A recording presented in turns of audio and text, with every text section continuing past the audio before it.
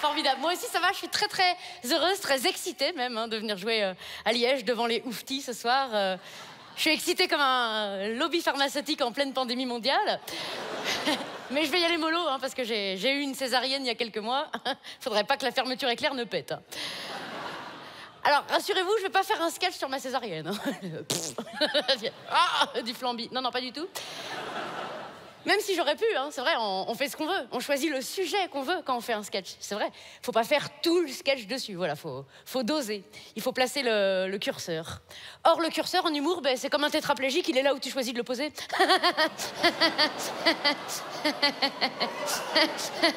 Là, allez, bim, hop, pas bouger! De toute façon, peu importe le sujet qu'on choisira, il y aura toujours des gens pour râler, pour être négatif. Mais moi, bon, toute cette négativité, comme dirait un nain qui joue au frisbee, ça me passe au-dessus. Hop, allez. Il est parti où? Pourquoi? Pourquoi? Parce que je possède une technique, voilà, pour me décharger de tout ça, me faire du bien, me détendre tout simplement. Une technique qui pour moi surpasse et de loin tout ce qui est yoga, sophrologie et tous ces livres de développement personnel. Tu sais, c'est la mode en ce moment avec des titres toujours plus... Oh, comment cesser de subir le regard de l'autre? Et fais-toi pote avec des non-voyants puis arrête de t'emmerder la vie, voilà. Allez, c'est bon, c'est fini. Et voilà.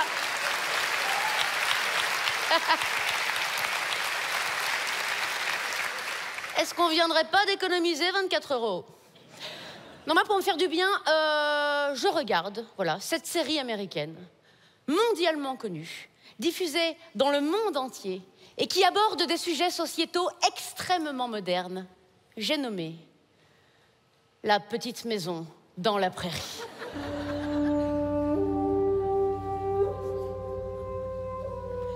Allez!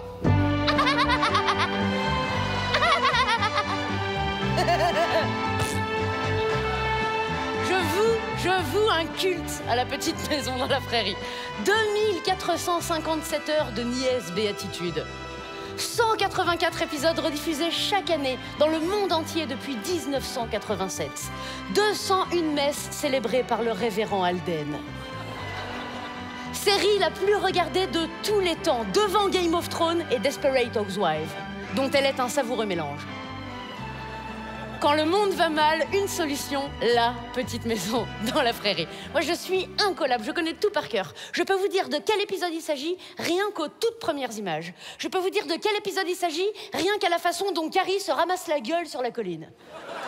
Carrie, la petite troisième de la famille Ingalls. Alors, la famille Ingalls, on les aime, on les aime globalement, on les aime individuellement, mais, et ça c'est très bizarre, pour rien au monde, on voudrait être l'un des membres de cette famille. No, no, no. Quoi, le père, Charles, t'as envie, toi, de te lever à 4 h du matin tous les matins de ta vie pour aller couper du bois? Traire les vaches, soigner les taureaux, ne jamais se tromper entre ces deux activités?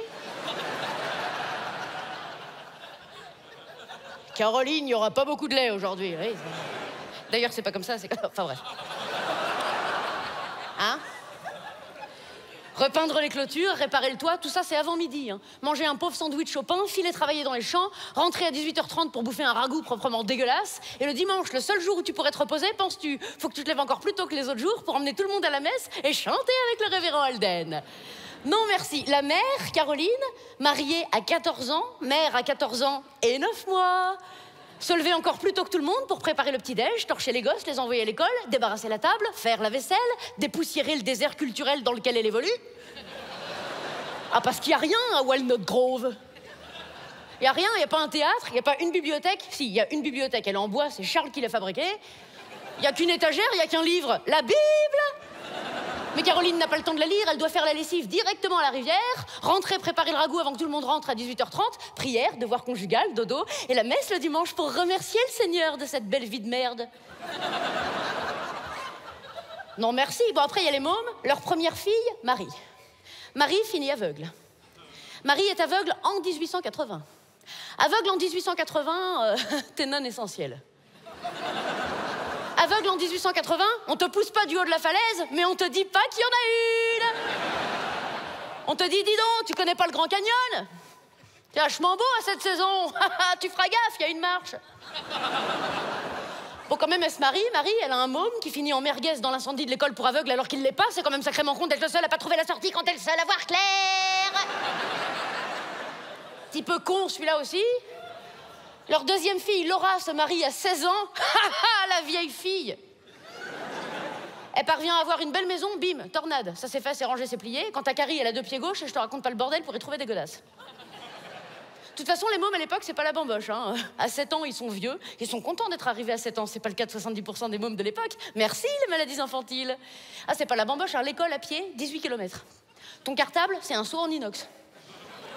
T'arrives en retard à l'école, tu te fais frapper. Tu connais pas tes leçons par cœur, tu te fais frapper. Tu dis à ta mère que t'as été frappé. Oh, suspense, tu te fais frapper.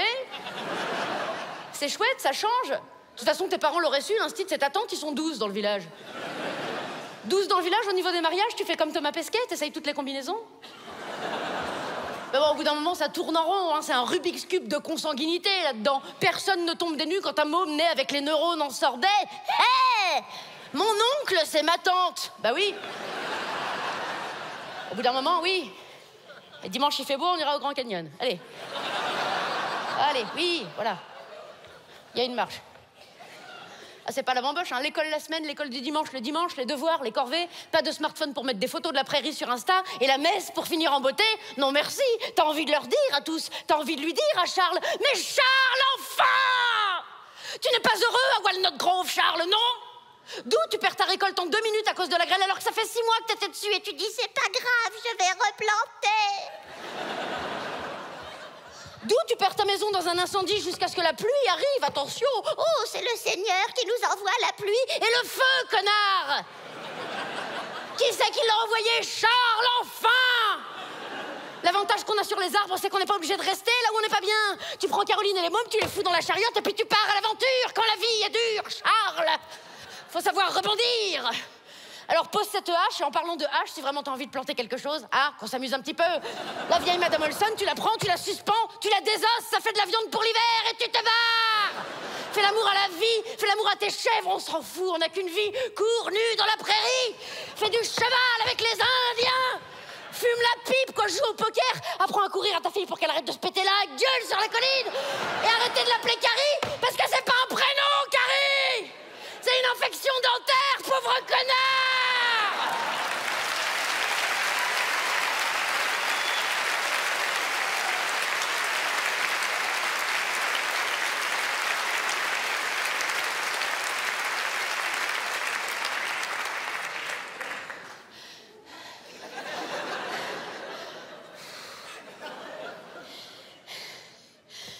Cette série me détend.